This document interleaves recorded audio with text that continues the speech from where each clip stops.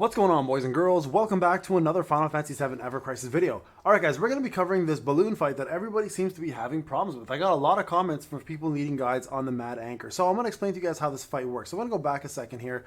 So things you need to know about this fight, alright? And it's a very straightforward fight if you've done it in the past. So you guys understand the actual Spooky Balloon is immune to pretty much everything that you can do to it.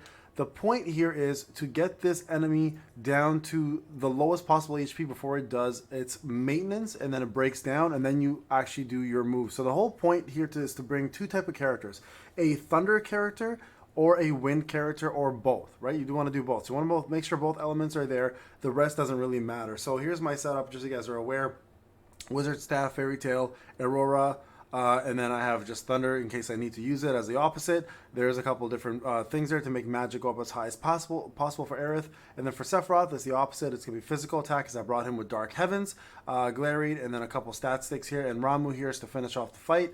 And then with Cloud here, I've got the Murasame. This doesn't really matter. You can put whatever you want. With Arrow Blow in case he does Thunder resistance. And then also just his sub-weapons here to put him at 2.8k and some survivability. So here's a 211, and I'm going to show you guys how this fight is done. So the goal here is, again, to push the boss to choose a element, okay? Like, so in the beginning of the fight, instead of fighting the dorky faces, don't worry about the dorky faces, just go right to the boss and do any form of attack to the boss, and you're gonna see right away that he will do something called threat assessment right there, okay? And he usually switches to the element that you hit him with first. So let me go back here so you guys can see.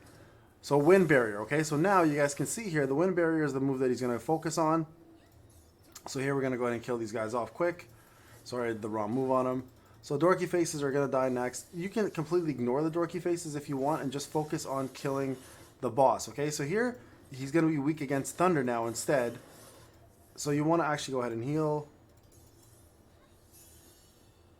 And then here, go ahead and DPS the boss.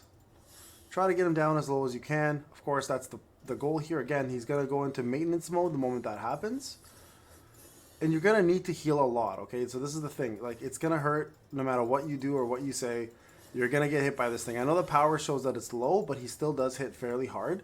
So don't waste your time attacking him for no reason. And you can see he's also boosting his attack up as well, too, both magic and physical.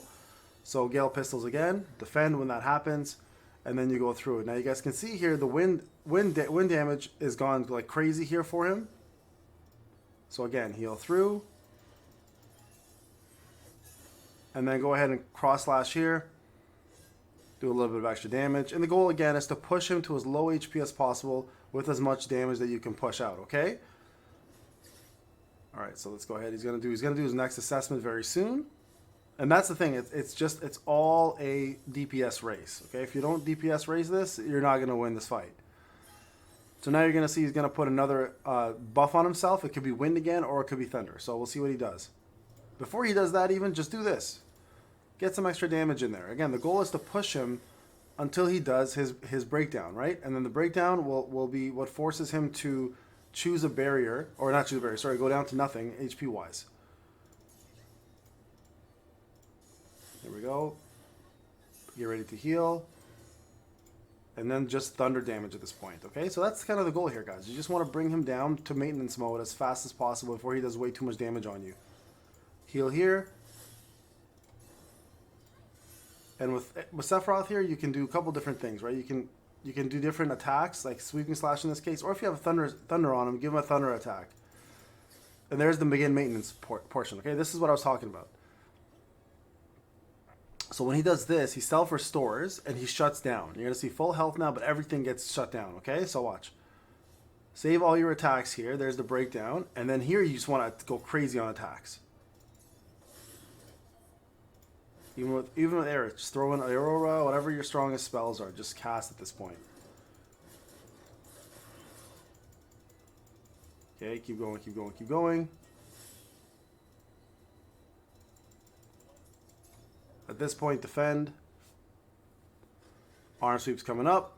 He's going to hurt, but that's okay. You guys can defend through this and heal.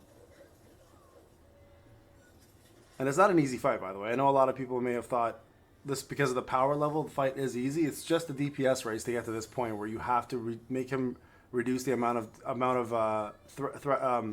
that he does here. Okay, full blast time. Again, now he does physical defense down. Just go ahead and keep attacking and healing, okay? So here you guys can stop this with a cross slash. And then just end it here with a few different attacks, okay? There you guys go. So it is, at the end of the day, a very fast DPS race. Just push that elemental damage as much as possible, and then you will be able to finish this relatively easy if you have done it correctly. Now, the purpose here is also to get as much HP as possible, so you do survive. Make sure you are healing through that Gale pistol. That's the part that hurts the most. And once you guys clear that portion of it, you're good to go. Now, it is imperative, though, that you do bring Wind and Thunder. Bring both.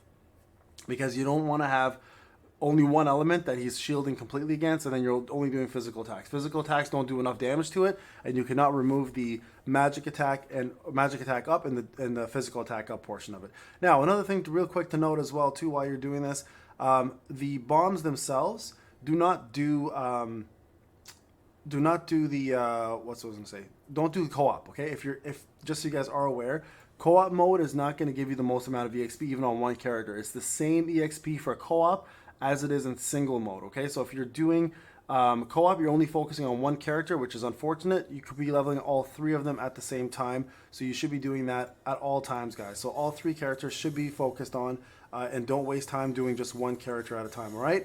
Just want to point that out there, because some people have only been doing co-op. The only time you want to do co-op is the one time to get yourself your crystals. That's the only time you should be really doing it. The rest of it should always be focusing on specifically getting yourself these done through single mode, okay? Also, just so you guys can see here, Auto wants to show this as well.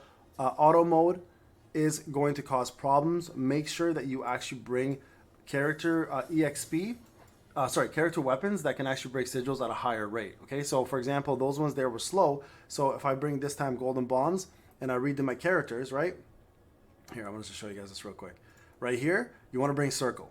So make sure that you're actually doing the proper setup here to break these. It doesn't really matter. So you want to bring triangle here. So watch the difference. I just want to show you guys how different this is going to look now when you do it properly. So this one I think doesn't have anything. Does Wiser Staff have anything? I forgot. So let's see, Materia X, perfect. So Wiser Staff's going to go up there and we're going to switch it up. Okay, so you guys saw the difference there. I was not going to make it. I was going to die. So bring Wiser Staff, and now you guys can see here, X is here, and we have X here, okay? So now let's go back in and watch the difference now. Make sure you're doing that. Do not just bring in any weapon you can. The sigil breaks are going to be too slow. You want to bring weapons that will actually break with the extra bonus count. That count is massive in this, so it's going to make a huge difference, okay? So watch here. So now we're going to go ahead and do triangle. We have to wait till the bar is full, but you'll see when it starts going up how much faster it is when the bar, there it is. Now watch. Look at that. We're already at 21. Before I was just at 21, right like almost at the end of it all. So look at the difference here and look how much faster we break that. So make sure, guys, you are in fact doing that. All right, guys, this is Payne. Hope you enjoyed the video. I'll talk to you guys in the next one. Take care.